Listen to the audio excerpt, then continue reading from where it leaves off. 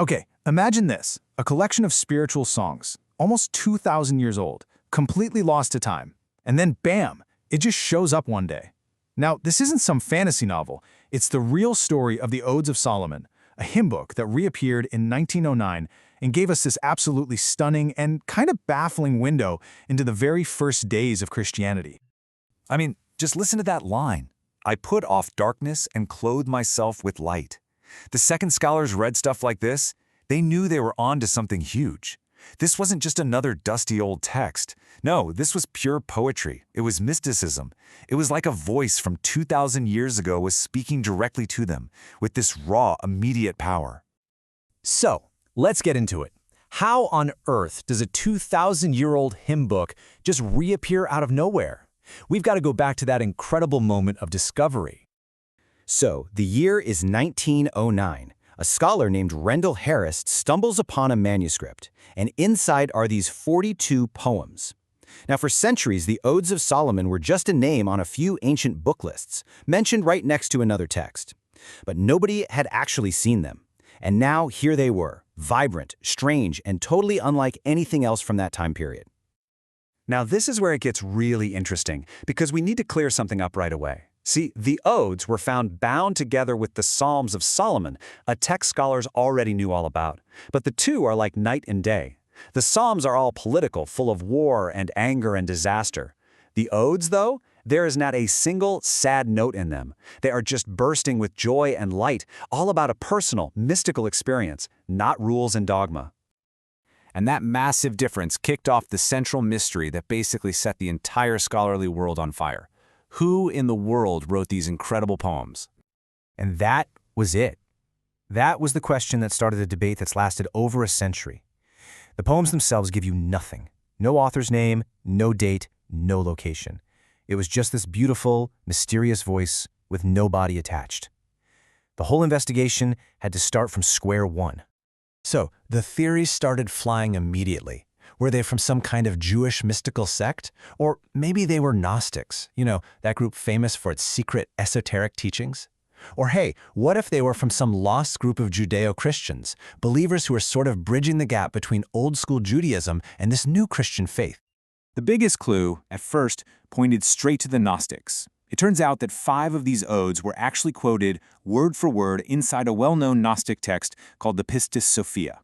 For a lot of people, that was it. Case closed. They had to be Gnostic hymns, which would explain all that strange mystical language.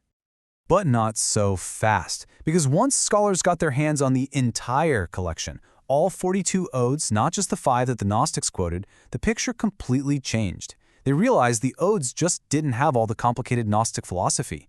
As one scholar famously put it, they were as Gnostic as the New Testament, no more and no less. The first big theory was officially debunked. So if they weren't Gnostic, what were they? Well, the investigation had to turn inward. They had to look for clues inside the poems themselves. And what they found was a set of beliefs that was, well, it was both familiar and really, really surprising. Just take a look at this line from Ode 35. The author talks about getting milk directly from God. It's such a personal, intimate, and frankly unconventional way to picture getting divine nourishment. The odes are just packed with these kinds of symbols that feel so raw and deeply spiritual. Another huge idea in these poems is this concept of spiritual transfiguration.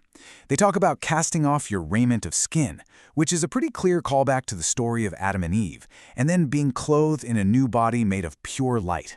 It's an incredibly powerful way to describe spiritual rebirth.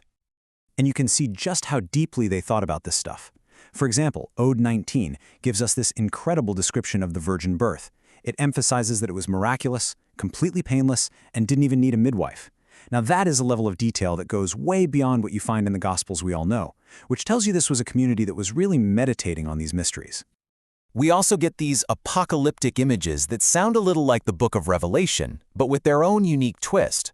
The writer talks about overthrowing a 7-headed dragon, but get this, it's not some far-off prophecy. It's a personal, spiritual victory that they achieved themselves through God's power. All right, so with all these clues, the Gnostic theory is out, we've got this unique theology, this very personal tone. Scholars were finally zeroing in on an answer. The last piece of the puzzle was to figure out exactly when the odes were written.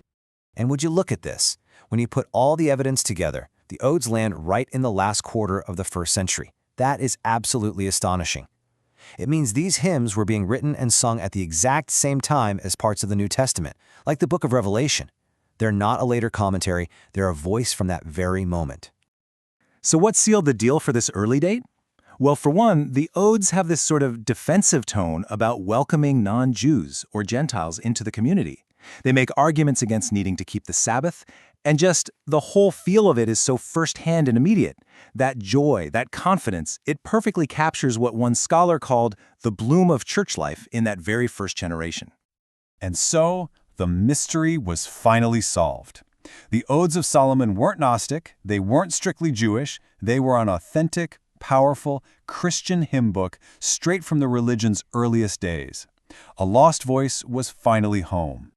But that brings us to the biggest and maybe most important question of all. Okay, great, so we found this old hymn book. Why should we care today? Why does it matter? It matters because the Odes give us something we almost never get, a raw, unfiltered look into the feeling of being a Christian in the 1st century.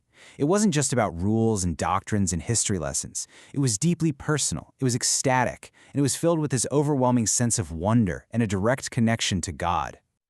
And really, that's the ultimate takeaway here. The Odes show us an early form of Christianity that was all about that direct personal experience. As the church got bigger and more organized, as it developed its complex doctrines and structures, that vibrant mystical heart sometimes got pushed to the side. The Odes are this incredible reminder of what was there right from the very start. Rendell Harris, the guy who found the Odes, I think he said it best. He wrote that even though they're named after the super-wise King Solomon, not even Solomon at his very best could have been spiritually arrayed like one of these. They really are a priceless treasure. And finding them leaves us with this one last, incredible thought. If a masterpiece like this could stay hidden for almost 2,000 years, what other forgotten voices, what other lost ways of seeing the world are still out there, just waiting for us to find them?